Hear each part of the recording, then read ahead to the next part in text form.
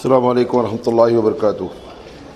الحمدللہ رب العالمین والعاقبۃ للمتقین والصلاۃ والسلام علی رسولہ الکریم۔ فاعوذ باللہ من الشیطان الرجیم، بسم اللہ الرحمن الرحیم۔ لقد کان لکم فی رسول اللہ اسوۃ حسنہ۔ محترم حضرات، ہم نبی کریم صلی اللہ علیہ وسلم کی سیرت طیبہ پر لگاتار گفتگو کر رہے ہیں اور آج اس کا 287 سیریل ہے، 287۔ ہم بات کر رہے ہیں نبی کریم صلی اللہ علیہ وسلم کی پرسنل لائف کے بارے میں، اس میں سے کھانے کے بارے میں بات ہوئی ہے۔ کل میں نے آپ کو کھانا سے شروع کیا تھا اور دسترخوان اٹھانے تک بات کی تھی، یاد ہے؟ آج ہم بات کریں گے کھانے کے بعد کی۔ اللہ کے رسول صلی اللہ علیہ وسلم جس برتن میں کھاتے تھے اس میں ہاتھ نہیں دھلتے تھے۔ یہ ادھر تو ایک دم نہیں ہے، لیکن یو پی میں اس کا بہت غلط رواج ہے کہ جس پلیٹ میں کھانا کھاتے ہیں اسی میں کیا کرتے ہیں، ہاتھ دھلتے ہیں۔ یہ جو ہے وہ سنت کے خلاف ہے، لہذا ہم کو اس سے پرہیز کرنا چاہیے۔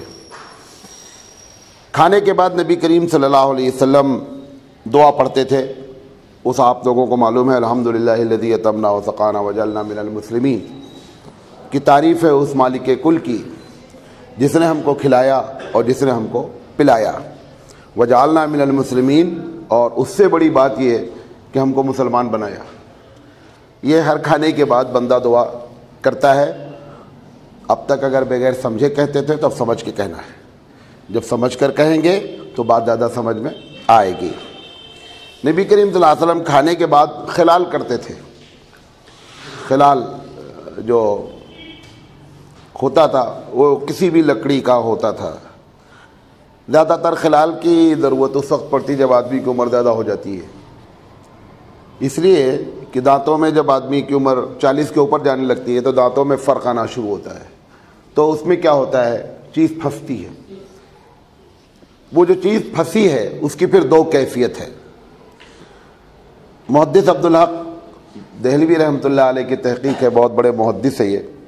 ان کا کہنا ہے کہ اگر وہ کوئی چیز دانت میں پھنسی ہوئی ہے اور بندے نے نکالی، اگر اس کو کھا لے تو کھا سکتا ہے، لیکن نکال لیا اب نہیں کھانا ہے۔ مطلب ہاتھ میں آ گئی تو اب اس کو پھینک دیں، ادب کے خلاف ہے۔ اگر اندر ہی اندر کر کے کھا لیا تو اس میں کوئی قباحت نہیں ہے، کھایا جا سکتا ہے۔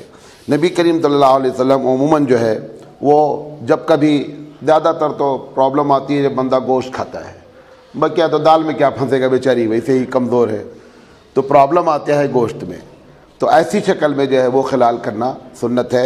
یہ سمجھ کر کرنا چاہیے کہ سنت ہے۔ دیکھیں، آپ کو اس کے پہلے بھی ایک بات بتائی تھی، آپ کو یاد ہوگا کہ نیکی میں جب تک آپ نیت نہیں کرتے ہیں تب تک نیکی اوپر ریکارڈ نہیں ہوتی ہے۔ مثال کے طور پر ایک آدمی پائجامہ ٹخنے کے اوپر پہنتا ہے، عادت ہے، ہیبیچول ہے، لیکن وہ نیت نہیں کرتا کہ یہ پیارے رسول نے فرمایا ہے یا آپ کی سنت ہے، تو اگر پوری زندگی بھر یہ پائجامہ ایسے پہنتا رہے گا تو ثواب نہیں ملے گا اس کو۔ تو لہذا یہ بات میں بار بار آپ کو کئی مرتبہ یہ بات بتا چکا ہوں کہ نیکی کرنے کے لیے جو ہے نا وہ لازم ہے کہ بندہ نیت کرے۔ جب تک نیت نہیں کرے گا تب تک نیکی ریکارڈ نہیں ہوتی ہے۔ تو جب آدمی خلال کرے تو اس بات کا کہ نیکی کو سمجھ کر کرے، اللہ کے رسول صلی اللہ علیہ وسلم کی سنت سمجھ کر کرے۔ جھوٹا کھانا جائز ہے۔ جھوٹا سمجھتے ہیں ایک آدمی کو، جیسے میں نے پانی پیا، یہ پانی جو ہے وہ جھوٹا ہو گیا۔ اسلام کے علاوہ بقیہ تمام کے یہاں، بلکہ کرسچن کے ہاں بھی جھوٹے کی کوئی حقیقت نہیں ہے، ان کے ہاں بھی جو ہے نا وہ ایک دم فری ہیں، ایک ہی پلیٹ میں کبھی کھا لیتے ہیں، ایک ہی بائٹ میں دونوں کر لیتے ہیں، یہ ساری چیزیں چلتی ہیں۔ یہ یہودیوں کے ہاں اور برہمن کے ہاں یہ سب سے بڑی پالیسی ہے کہ صاحب جھوٹا جو ہے وہ نہیں کھایا جا سکتا۔ آدمی کا اگر کسی سے دل نہیں بھرتا ہے تو وہ کھائے نہیں، لیکن کمنٹ نہیں کرے، نہیں جھوٹا ایک دم بیکار چیز ہے، نہیں، ایسا نہیں بولے۔ کیوں؟ اللہ کے رسول صلی اللہ علیہ وسلم کی سنت ہے۔ آپ نبی کریم صلی اللہ علیہ وسلم خود اپنی بیوی کا جھوٹا کھاتے تھے۔ کئی مرتبہ بخاری کی حدیث ہے، مسلم شریف کی حدیث ہے کہ کہ اللہ کے رسول صلی اللہ علیہ وسلم کی اہلیہ حضرت عائشہ صدیقہ رضی اللہ تعالیٰ عنہا نے پانی پیا اور مٹی کا کٹورا تھا. جب مٹی کے کٹورے میں پانی پیا جاتا ہے تو جہاں پہ لب لگتے ہیں، ہونٹ لگتے ہیں، اتنا بھیگ جاتا ہے. تو اللہ کے رسول صلی اللہ علیہ وسلم نے پوچھا کہ آپ نے کہاں سے پیا؟ تو انہوں نے وہ پورشن گھما کر کے دیا اور آپ نے اس جگہ پر منہ لگا کر کے پیا جہاں سے حضرت عائشہ نے پیا تھا. تو وجہ کیا تھی؟ وجہ بنیادی طور پر ایک تو پالیسی بتانی کہ جھوٹا کوئی چیز نہیں ہے، اور دوسری بتانا ہے کہ بیوی کے دل کو رکھنا بھی ایک بہت بڑی سنت ہے. ہمیشہ وہی تمہارا دل رکھے، یہ پالیسی کے بجائے یہ بھی رکھو کہ ہم اس کا دل رکھیں. تو اس کا دل رکھنے کے لیے اللہ کے رسول صلی اللہ علیہ وسلم نے یہ بات کی. یہ ہمارا جو علاقہ ایشیا کا ہے جس میں ہم لوگ آباد ہیں، پاکستان بھی اس میں شامل ہے، بنگلہ دیش، یہاں پر عورت کو یہ سمجھتے ہیں کہ جتنا آپ نیچے رکھیں اتنا آپ تگڑے شوہر ہیں. تگڑے شوہر کا یہ مطلب نہیں ہوتا ہے. اللہ کے رسول صلی اللہ علیہ وسلم سے کوئی تگڑا شوہر نہیں. اللہ کے رسول صلی اللہ علیہ وسلم، ایک یہ حدیث اللہ کے رسول صلی اللہ علیہ وسلم کی مسلم شریف کی حدیث ہے کہ بوٹی گوشت کی حضرت عائشہ کھاتی تھیں اور اس میں تھوڑا سا لگا رہتا تھا، پھر آپ اسی بوٹی کو نوچ کر آپ بھی کھاتے تھے. لہذا یہ تگڑے کا معنی جو ہے وہ بیوی کو ڈرا کر رکھنا نہیں ہے. بیوی کو پیار سے محبت سے رکھنا سب سے اچھے شوہر کی نشانی ہے. اللہ کے رسول صلی اللہ علیہ وسلم نے فرمایا کہ خیرکم خیرکم لأہلہ، تم میں بہتر شخص وہ ہے جس کی بیوی بولے بہتر ہے. لوگاں بولتے پھر رہے ہیں مولانا صاحب بہت اچھے آدمی ہیں، وہ ڈگری اللہ نہیں قبول کرتا ہے. اس کی وجہ بھی آپ کو بتایا ہوں. میں آپ کے سامنے تھوڑی دیر کے لیے آتا ہوں، میں اپنا آرٹیفیشیل کیریکٹر پیش کرتا ہوں، سیلس مین کیریکٹر جس کو میں اپنی لینگویج میں کہتا ہوں. وہاں پہ کیا ہوتا ہے، آرٹیفیشیل کیریکٹر کتنے دن کرو گے بابو؟ 2 دن کے لیے تو بیوی آئی نہیں ہے، ٹل ٹو ڈیتھ ہے. اس لیے وہاں پہ مصنوعی کیریکٹر چل نہیں سکتا. تو وہاں پر جب اوریجنل کیریکٹر آتا ہے تب وہ بتاتی ہے کہ صاحب جو ہے وہ شوہر صحیح ہے یا غلط ہے. آپ کو ایک دن پہچان بتائی تھی ہے نا، 3 لوگوں کی پہچان بتا. ٹرائی آج نہیں جا کے مارنے کا ہے کہ مولانا صاحب بولے ہیں آج ہی چل کے ٹرائی مار لینے کا ہے. بچے جو گھر میں ہیں، جیسے لڑکی ہے، اگر لڑکی کے دل میں یہ بات آوے، جیسے میری بیٹی ہے، اس کے دل میں یہ بات آوے کہ جیسے میری امی کو اچھے ابا مل گئے ہیں ایسے ہی مجھے شوہر مل جائے، اس کا مطلب آپ بہترین باپ ہیں. اور اگر بیٹا یہ اندر سے تصور کرے کہ جیسے ہماری امی مل گئی ابو کو ایسے ہی ہم کو بھی بیوی مل جائے، اس کا مطلب یہ ہے کہ وہ بہترین امی ہے. آپ جا کے پوچھنے کا تو تھوڑے بولے گی، وہ تو دل کی کیفیت ہے. آپ پوچھیں گے تو کون بولے گا ہاں ابا میں بھی، تو وہ ایک الگ کیفیت ہے، ایسا نہیں کر پائے گا. لیکن اندر کی بات اگر یہ ہے تو اچھا باپ ہے وہ اچھی ماں ہے. بیوی اگر یہ بولے کہ صاحب اگر وہاں بھی تمہیں ہمیں ساتھ رہے تو بہت اچھا ہے، اس کا مطلب آپ کی آپ بہترین شوہر ہیں. اور اگر آپ اپنے دل سے یہ سمجھیں کہ یہ ہماری بیوی وہاں بھی بیوی بن جائے تو بڑا اچھا ہے، تو وہ بہترین بیوی ہے. یہ اگر ہے کیفیت تو یہ چاروں لوگوں کا معاملہ صحیح ہے. اور اگر یہ کیفیت نہیں ہے تو اس کا مطلب یہ ہے کہ گھر میں ہم صحیح نہیں ہیں، باہر صحیح ہیں.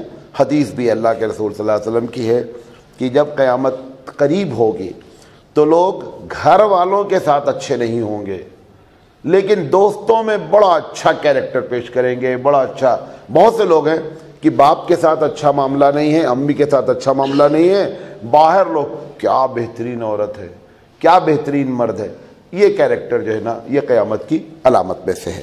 بہرحال جھوٹا کھانا جو ہے وہ سنت ہے. ویسے آپ کو امام ابو حنیفہ رحمۃ اللہ علیہ کا مسلک بیان کروں، امام اعظم رحمۃ اللہ علیہ کے ہاں انسان پاک ہے. مے بی ہی از کافر یا کرسچن یا یہودی یا مسلمان، کوئی بھی اگر اس گلاس میں پانی پی لیا ہے، وہ جو کوئی بھی کاسٹ کا ہو، یہ پانی سے آپ وضو تک کر سکتے ہیں، اس میں کوئی قباحت نہیں ہے. پانی سے وضو کیا جا سکتا ہے. اگر وضو جس پانی سے کیا جاتا ہے اس پانی کو بآسانی پیا بھی جا سکتا ہے. لہذا ہمارے یہاں انسان محترم ہے، رسپیکٹفل ہے، ہم کو لازم ہے کہ ہم اس کا احترام برقرار رکھیں. ایک آدمی کا دل نہیں بھرتا کسی کے جھوٹے سے، وہ ایک الگ بات ہے۔ مسئلہ یہ ہے ہمارے یہاں امام اعظم علیہ الرحمہ کا کہ وہ پاک ہے کیونکہ انسان ہمارے نزدیک پاک ہے، لہذا جب مسلمان نے اگر کسی کو جھوٹا کھایا ہے تو اس میں تو کوئی بات ہی ایسی نہیں ہے۔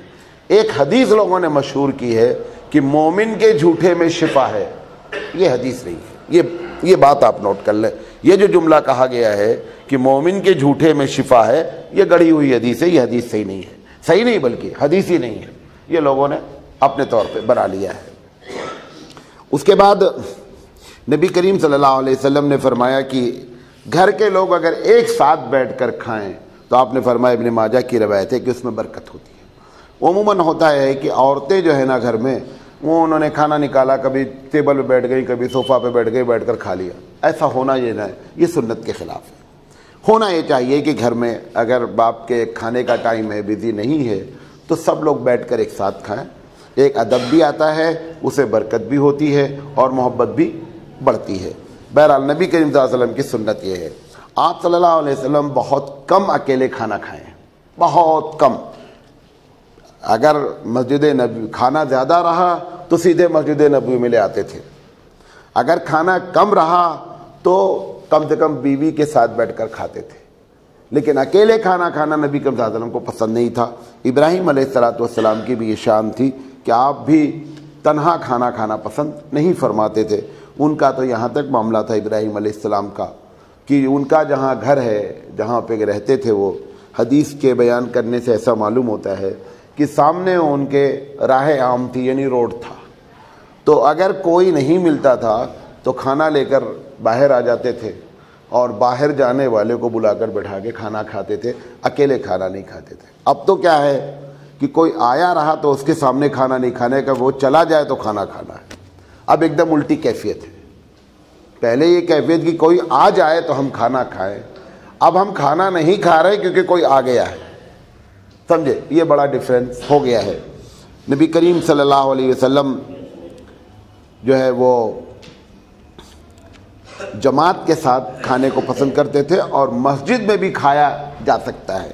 مسجد میں صرف اہتمام اس بات کا کرنا چاہیے کہ دسترخوان لازم طور پر بچھایا جائے، تاکہ مسجد میں جو ہے وہ کوئی چیزیں گرے نہیں، اور اگر گر بھی گئی اعتکاف کی حالت میں تو اللہ کے رسول صلی اللہ علیہ وسلم اور سبھی معتکف کھاتے ہیں، ویسے بھی عام طور پر بھی مسجد میں کھانا کھایا جا سکتا ہے۔ اللہ کے رسول صلی اللہ علیہ وسلم صحابہ نے مسجد میں بیٹھ کر کھانا کھایا ہے۔ اگر لانے والے کے بارے میں شک ہو جائے کہ یہ ہمارا صحیح آدمی نہیں ہے، اس سے ہماری کچھ دشمنی چل رہی ہے، تو کھانا چیک کر کے کھانا چاہیے۔ اب چیک کیسے کریں گے؟ آپ ڈاکٹر تو ہے نہیں، وہ جو لے کر آیا اس کو کھلانے کا پہلے۔ اللہ کے رسول صلی اللہ علیہ وسلم کو جب خیبر میں زہر دے دیا گیا اور اللہ کے رسول صلی اللہ علیہ وسلم اس کی دعوت کو قبول کر لیا اور اس نے زہر ملا ہوا گوشت آپ کو کھلا دیا، اس کے بعد سے آپ صلی اللہ علیہ وسلم کی اب یہ عادت ہو گئی کہ کوئی بھی ایسا آدمی اگر کھانا لاتا جس کے بارے میں آپ نہیں جانتے تھے یا آپ کو ڈاؤٹ تھا، تو آپ کہتے بھائی ایسا ہے، بیٹھے دونوں آدمی ساتھ میں کھاتے، تو پہلے اس کو کھلاتے، جب وہ کھانا شروع کر دیتا تو آپ کھاتے۔ ایسا کبھی خیر ہوا نہیں کہ لانے والا بولا تھا میں نہیں کھاؤں گا، تمہیں کھاؤ نہیں کھاؤ، لیکن آپ نے اس کے بعد چیکنگ کی اور اس کے بعد کھانا کھایا۔ لہذا اگر ایسا کبھی ہو جائے تو ہم بھی ایسا کر سکتے ہیں۔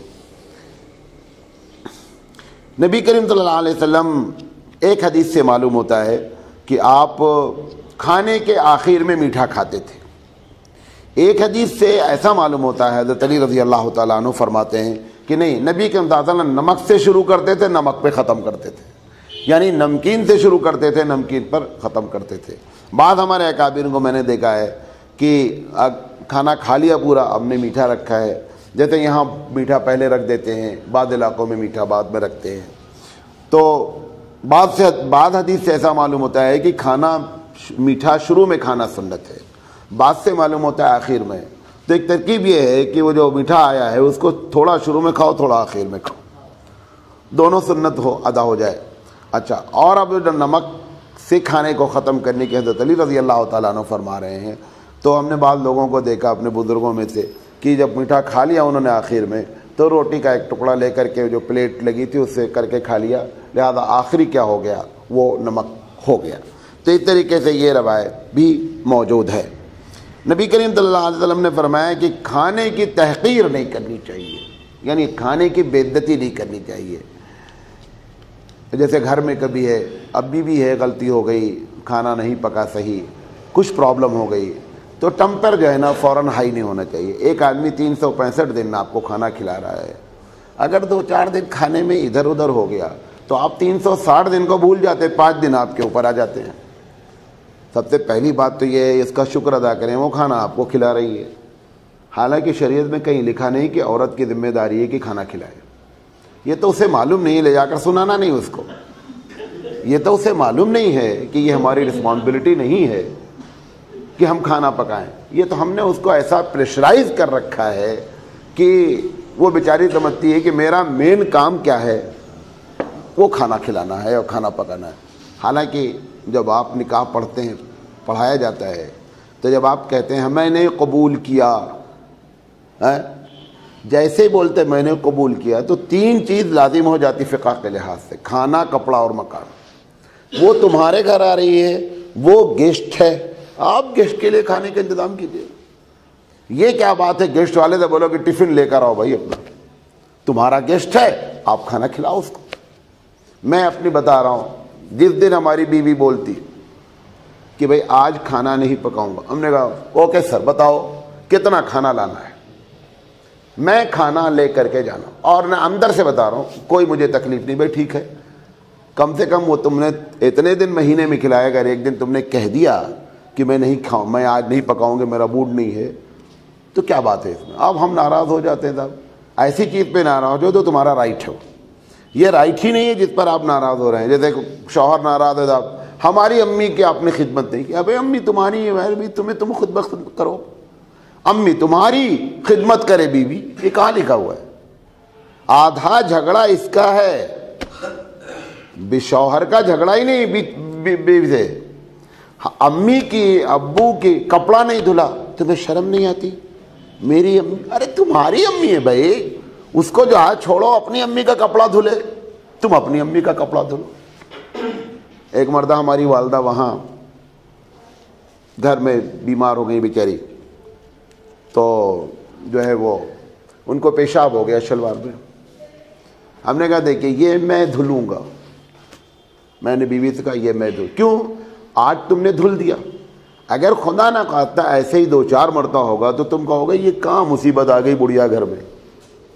یہ کیفیت پیدا ہی نہیں ہونے دیں آپ کہ وہ اندر سے یہ کہنے لگے بیوی آپ کی کہ یہ ہماری پرائیویسی میں یہ کہاں بیچ میں ڈسٹرب ہو گئی بڑھیا، یہ کیفیت تو کیوں آپ اپنی ماں کی خدمت کریں؟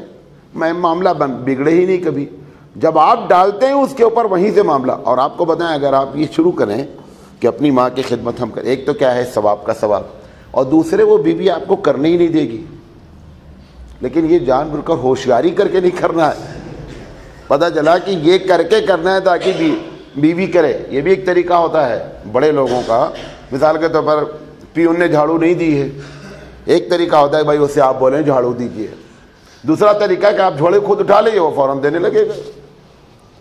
لیکن اگر آپ نے جھاڑو اٹھاتے وقت نیت کی ہے کہ یہ دے تو وہ ثواب نہیں ملے گا۔ تو اگر پہلے سے پلاننگ جیسا کریں گے تو ایسا نہیں کریں، لیکن والدہ ہماری ہیں، خدمت ہم کو کرنا چاہیے، باپ ہمارے ہیں، خدمت ہم کو کرنا چاہیے، اگر وہ کر رہی ہے تو اس کو شکریہ بولو۔ ایسی ذمہ داری نبھا رہی ہے بیچاری جو اس کے گلے آپ نے ڈال دی ہے، اور وہ یہ سمجھ رہی کہ یہ میری ذمہ داری میں سے ایک ذمہ داری ہے، حالانکہ اس کی کوئی ذمہ داری ہوتی نہیں ہے۔ تو کھانے کے بارے میں اللہ کے رسول صلی اللہ علیہ وسلم کے بارے میں یہ بھی ہے کہ آپ کھانے کی نہ تعریف فرماتے تھے زیادہ، اور نہ کھانے کی مذمت کرتے تھے۔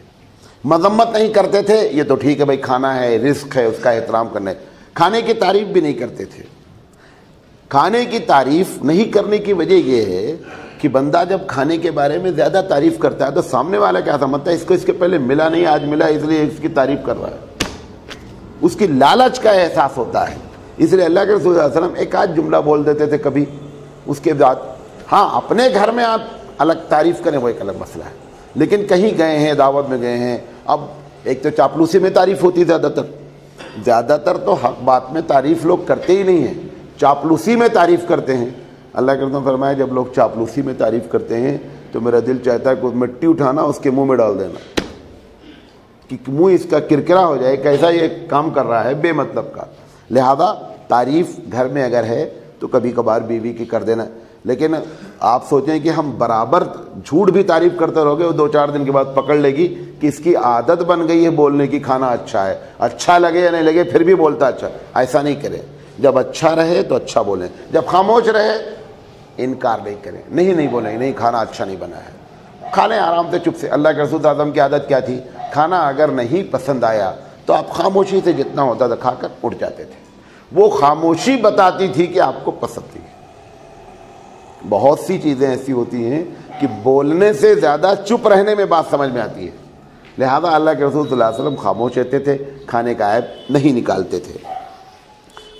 نبی کریم صلی اللہ علیہ وسلم نے غیر مسلم کا پکایا ہوا بھی کھانا کھایا ہے، مکے میں تو کئی مرتبہ کھایا ہے، مدینے میں آ کر کے بھی ایک مجوسی نے پنیر بنائی، اس نے بھیجا، اللہ کے رسول صلی اللہ علیہ وسلم نے پنیر جب کھانے لگے تو ایک صحابی نے کہا اللہ کے رسول یہ مجوسی نے بنایا ہے، کہا بسم اللہ کرو کھاؤ یار، بسم اللہ کرو کھاؤ۔ دیکھیں ہمارے نزدیک ابھی اس کے پہلے بتایا کہ ہمارے نزدیک انسان محترم ہے، انسان پاک ہے، لہذا انسان پاک ہے۔ آپ سوچے نہیں وہ استنجا کر کے پانی نہیں لیتے، استنجا کر کے پانی تو ہمارے بھی مسلمان نہیں لیتے، اس میں کون سی بڑی بات ہے؟ وہ جو تمہارے تہجد وہ کیا کہتے ہیں ہوٹل میں پکاتا تہجد گزار ہے وہ جو پکا رہے ہیں سب سے گندے وہی ہوتے ہیں، اسی لیے ہر کچن میں لکھا رہتا ہے ناٹ الاؤڈ، اس لیے نہیں کہ اندر خزانہ ہے، اس لیے لکھا ہے کہ تم اندر چلے جاؤ گے تو باہر کی اندر کے بعد باہر آ جائے گی، اسی لیے لکھا رہتا ہے کچن میں الاؤ نہیں ہے، لہذا ان باتوں کا دھیان رکھنا چاہیے۔ اچھا یہ باتیں تو ہم نے کھانے کے بعد کی ہیں، کھانے میں کیا چیزیں اللہ کے رسول صلی اللہ علیہ وسلم نے منع فرمائی ہیں وہ ایک ساری لسٹ میں آپ کے سامنے بیان کر دیتا ہوں۔ یہ جو بات کہہ رہا ہوں اگر آپ اس کو جان بوجھ کر کریں گے تو گنہگار ہوں گے، جان بوجھ کر کریں گے گنہگار ہوں گے، انجانے میں ہو جائے گا گنہگار نہیں ہوں گے، جیسے ہی معلوم ہو جائے گا لازم ہے کہ آپ اس کی اصلاح کریں گے۔ اللہ کے رسول صلی اللہ علیہ وسلم ٹیک لگا کے کھانا نہیں کھاتے تھے، یعنی ایسے بیٹھے ہوئے ہیں یا ایسے ٹیک لگائے ہیں، ایسے ٹیک لگا کر آپ صلی اللہ علیہ وسلم کھانا نہیں فرماتے تھے، کیونکہ یہ کھانا کی بدعتی ہے۔ بخاری کی یہ روایت ہے کہ اللہ کے رسول صلی اللہ علیہ وسلم ٹیک لگا کے کھانا نہیں کھاتے تھے، بلکہ آپ نے ٹیک نہیں کھانا الگ بات ہے، ٹیک لگا کر کھانا وہ منع فرمایا ہے کہ ٹیک لگا کر کھانا نہیں کھایا جائے۔ نبی کریم صلی اللہ علیہ وسلم نے کھڑے ہو کر کھانے سے منع فرمایا ہے۔ یہ جو آج کل بفے سسٹم چل رہا ہے ایک دم شرعی لحاظ سے غلط، قطعی آپ کو چاہیے اگر ان کا سسٹم بھی ہے، یہ بفے سسٹم جو شروع ہوا نا، میں نے آپ کو ایک مرتبہ غالباً بات بتائی تھی کہ یورپ نے اپنے کلچر کو ڈیولپ کیا ہے اپنی ضرورت کے مطابق، ان کی جو ریکوائرمنٹ ہے اسی کو انہوں نے کیا کر لیا کلچر بنا لیا۔ ہم اندھے ہیں، ہم ان کو جو کرتے دیکھتے ہیں وہ کر لیتے ہیں، ہم یہ نہیں دیکھتے کہ یہ ہم کو سوٹ کرے گا یا نہیں کرے گا۔ ان کے یہاں کیا ہے سارے ڈرائی کھانے کھائے جاتے ہیں، کوئی سالن ہوتا نہیں ہے، لہذا انہوں نے پلیٹ پہ لے لیا کانٹے سے کھا لیا، ختم ہو گئی بات۔ تمہارے پاس دال ہے، سالن ہے، چٹنی ہے، کچومر ہے۔ اب جب آپ دیکھیے بفے سسٹم میں جو کھاتے ہیں ایک ہی پلیٹ میں بیچارہ روٹی بھی پکڑنا ہے اور اسی میں سالن بھی ہے، مزہ ہی نہیں پاتا کھانے کا۔ تو یہ ان کا کلچر، ان کی ضرورت تھی۔ ایک بڑا طبقہ پینٹ پہنتا ہے، بڑا کیا سب پہنتے ہیں، وہ بیٹھنا ایک مسئلہ ہوتا ہے، لہذا انہوں نے اپنے کلچر کے مطابق اپنے ضرورت کے مطابق اپنے کلچر کو ڈھال رکھا ہے۔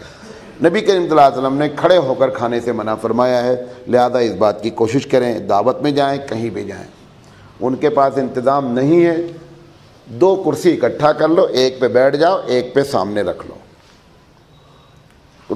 کرسی پر کھانا کھا لو۔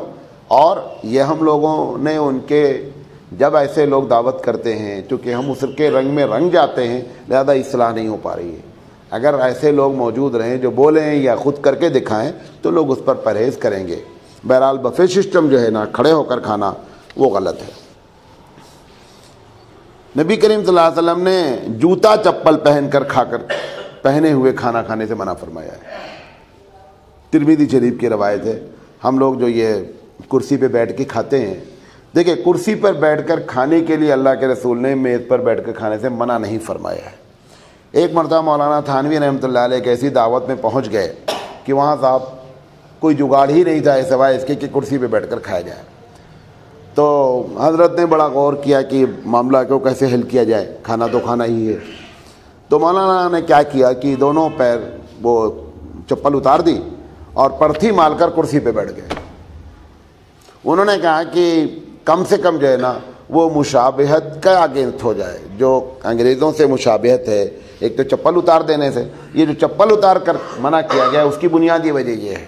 हालांकि चप्पल पहनकर जब बंदा नमाज पढ़ सकता है तो चप्पल पहनकर खाना खाने में कबात नहीं होनी चाहिए। ये चप्पल पहनकर नमाज भी पढ़ी गई उनकी मुखालफत में, यहाँ खाना खाने में चप्पल उतारी भी जा रही उनकी मुखालफत में, क्योंकि चप्पल पहनकर खाते हैं। बात समझने की कोशिश करें, इबादत वो करते हैं बगैर चप्पल के, तो अल्लाह के रसूल ने कहा चप्पल पहनकर इबादत करो। खाना खाते हैं चप्पल पहनकर, अब आपने फरमाया चप्पल उतार कर करो। हालांकि लॉजिक, मैं एक मरतबा ARY वन वर्ल्ड पे प्रोग्राम कर रहा था दुबई में, टीवी पर लाइव चल रहा था। तो ऐसे जैसे बैठे हुए हैं, ऐसे सामने कैमरा लगा हुआ था, ऐसे बैठे हुए थे, ये सामने का पोर्शन खुला हुआ था, यहाँ जैसे पर्दा लटक रहा है ना, तो वो पैर नज़र आ रहा था जब वो कैमरे से, तो पूरी दुनिया देख रही थी। तो हमारे साथ एक बहुत बड़े स्कॉलर बैठे हुए थे पाकिस्तान के, हामिद अल-गामिदी। तो स्विट्ज़रलैंड से एक सवाल आ गया लाइव। उन्होंने कहा कि आप लोग उलमाए दीन हैं और आप लोगों को मैं पूछना चाहता हूँ, ख़ासकर हामिद गामिदी साहब से, कि आप लोग अल्लाह रसूल की बात कर रहे हैं और चप्पल पहने हुए हैं और आपने एहतराम इसका नहीं किया। वहाँ से सवाल आया। तो जो सवाल आता है तो ऐसा नहीं, वो पूरे कमरे में क्या हो रहता है, स्पीकर लगा रहता है, वो सुनाई पड़ता है जो।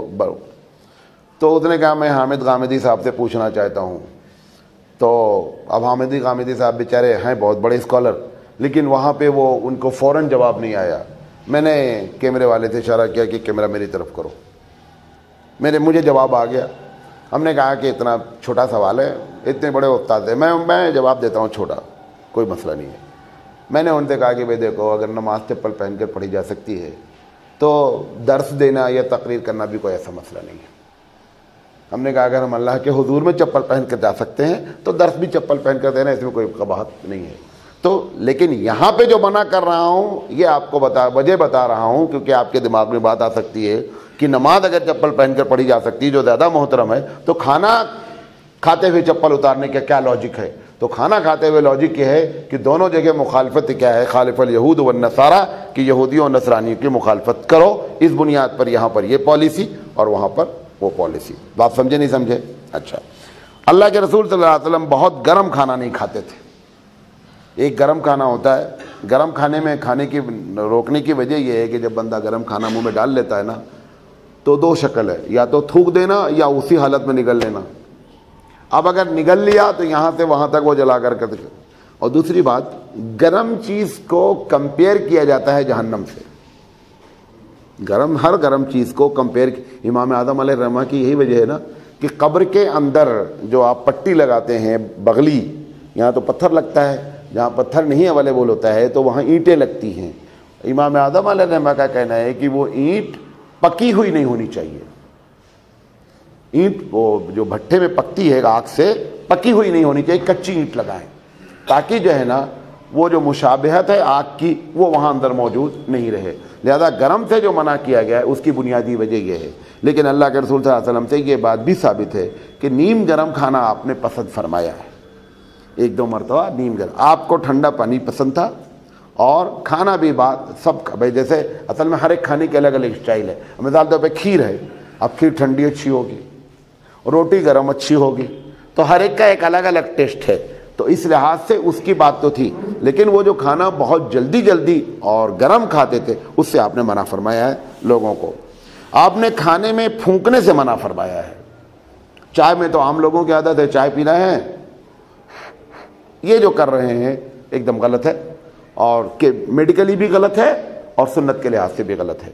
अल्लाह के रसूल सल्लल्लाहु अलैहि वसल्लम खाने में फूंक मारने से करते थे। बाद लोग रोटी क्या करते हैं, रोटी को भी फूंकते हैं, तो खाने में फूंकने से मना फरमाया है। इब्ने माजा की रवायत है। نبی کریم صلی اللہ علیہ وسلم نے مچھلی اور دودھ کو اکٹھا کرنے سے منع فرمایا ہے، یعنی مچھلی بندہ کھایا فوراً دودھ، اس کے لیے آپ نے منع فرمایا ہے۔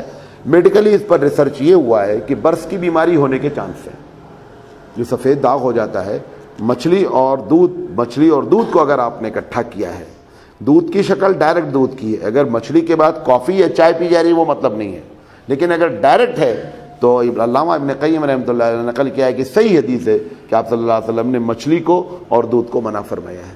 لہذا ہم اس کے پہلے تک اگر اس وجہ سے رکتے رہیں کہ صحت کے لیے نہیں، آپ سنت سمجھ کے رکیں کہ اللہ کے رسول صلی اللہ علیہ وسلم نے اس کو پسند نہیں فرمایا ہے۔ پانی پینے میں گٹ گٹ کر کے پینے سے منع فرمایا ہے، آواز نکلتے ہیں پانی میں بعض لوگ، پانی آپ صلی اللہ علیہ وسلم کی عادت تھی، آپ چوس کر پانی پیتے تھے، پانی کو سڑک کر پیتے تھے، گٹ گٹ کر کے پانی کی آواز سے آپ نے منع فرمایا ہے۔ یہ سب آداب ہیں، کیونکہ دنیا میں ہم کو رہنا ہے، لہذا اس دنیا میں ایسی چیزیں جو سب لوگوں کو یونیورسل ادب ہیں ان کو آپ نے ملحوظ رکھا ہے۔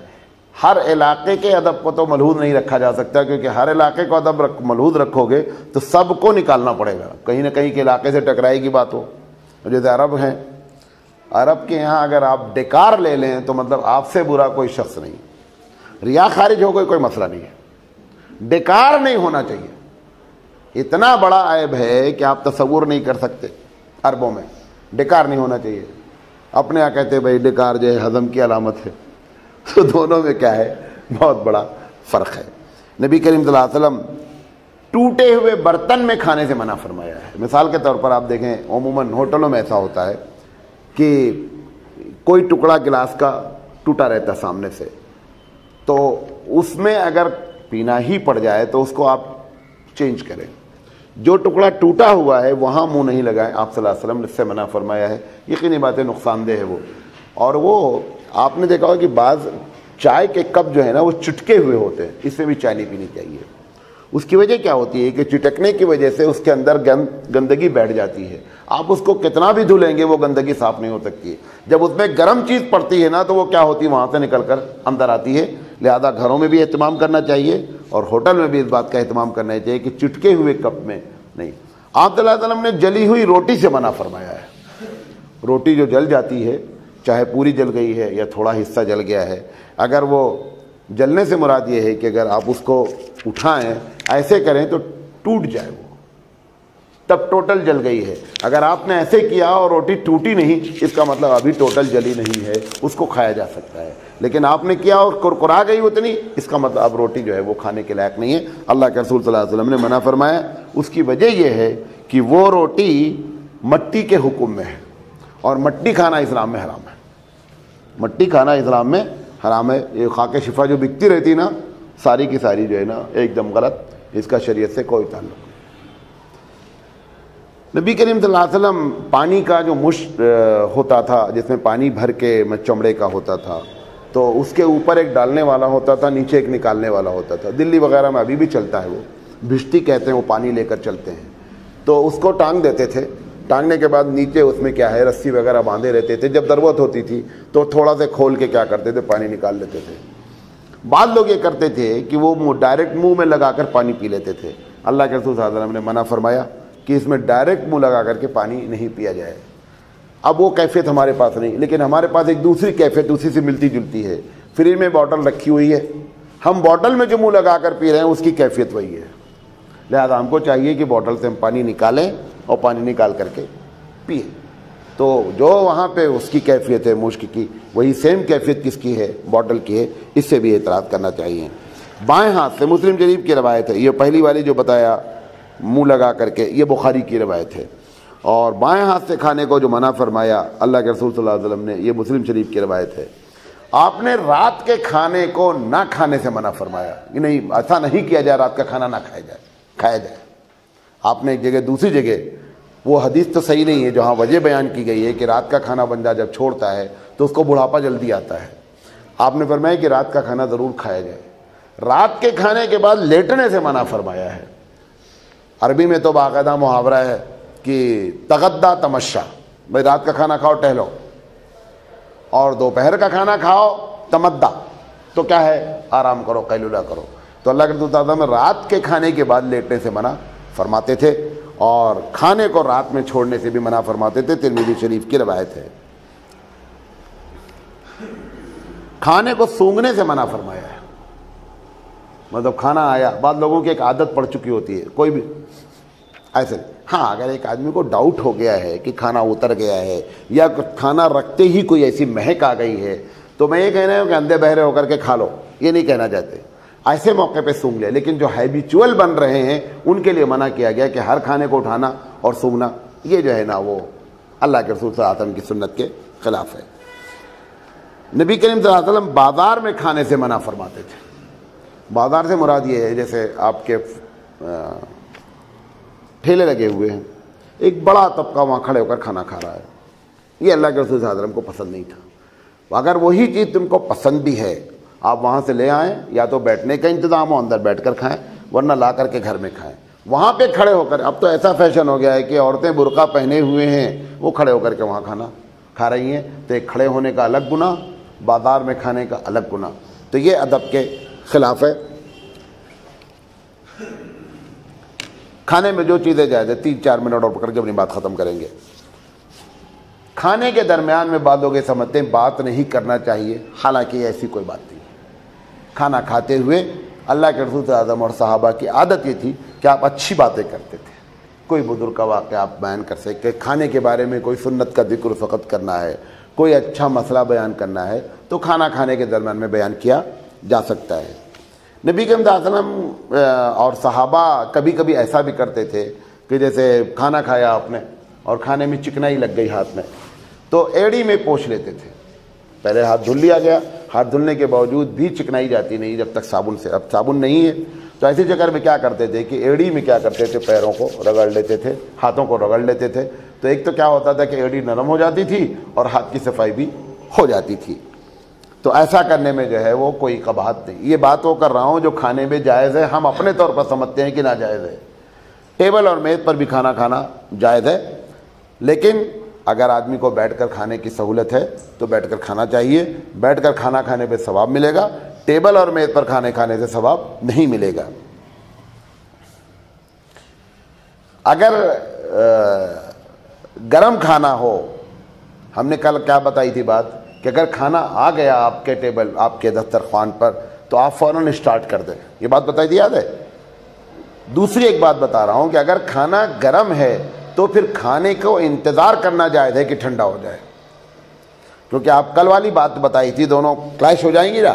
اگر کھانا گرم ہے، اللہ کے رسول صلی اللہ علیہ وسلم کے پاس ام سلمہ رضی اللہ تعالیٰ عنہ نے کھانا یا کسی صاحب نے بھیجا، کھانا گرم تھا، لیکن اس کھانے کو ٹھنڈا کرنے کے لیے کھول کر نہیں رکھنا، نہیں سمجھے بات، سالن گرم ہے لہذا نہیں کھایا جا رہا ہے، یا چاول گرم ہے نہیں کھایا جا رہا ہے، لہذا آپ ہم کیا کرتے ہیں، اچھا کھول دو یار جلدی ٹھنڈا ہو جائے گا، یہ نہیں کرتے تھے آپ صلی اللہ علیہ وسلم۔